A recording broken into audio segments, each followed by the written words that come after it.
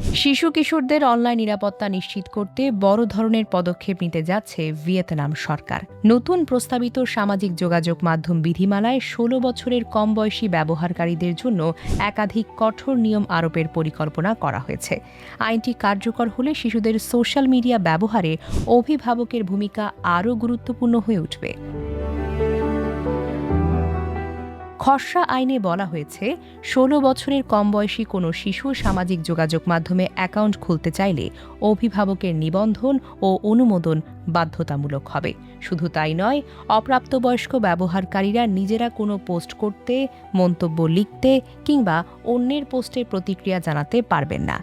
এর মাধ্যমে শিশুদের অনলাইন হয়রানি, ভুয়া তথ্য এবং ক্ষতিকারক কন্টেন্ট থেকে দূরে থাকার লক্ষ্য নির্ধারণ করবে সরকার। এছাড়া প্রযুক্তি প্রতিষ্ঠানগুলোর জন্য কঠোর দায়িত্ব নির্ধারণ করা হয়েছে। সামাজিক যোগাযোগ মাধ্যম পরিচালনাকারী প্রতিষ্ঠানগুলোকে শিশুদের জন্য ক্ষতিকারক, সহিংস বা অনুপযুক্ত বিষয়বস্তু দ্রুত শনাক্ত বা অপসারণের ব্যবস্থা রাখতে হবে।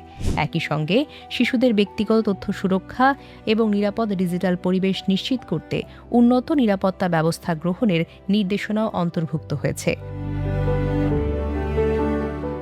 খসড়া বিধিমালায় অনলাইন গেমিং নিয়েও নতুন সীমাবদ্ধতার প্রস্তাব করা হয়েছে।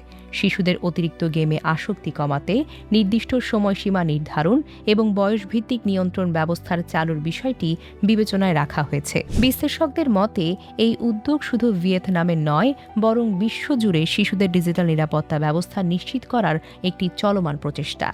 সাম্প্রতিক বছরগুলোতে বিভিন্ন দেশ সামাজিক যোগাযোগ মাধ্যম ও অনলাইন গেমিংয়ে শিশুদের সুরক্ষায় কঠোর আইন প্রণয়নের পথেই হাঁটছে। প্রস্তাবিত আইনটি এখনও চূড়ান্ত অনুমোদনের অপেক্ষায় রয়েছে। তবে এটি কার্যকর হলে ভিয়েতনামে শিশুদের সোশ্যাল মিডিয়া ব্যবহারের ধরনে বড় পরিবর্তন আসবে বলে মনে করছেন সংশ্লিষ্টরা।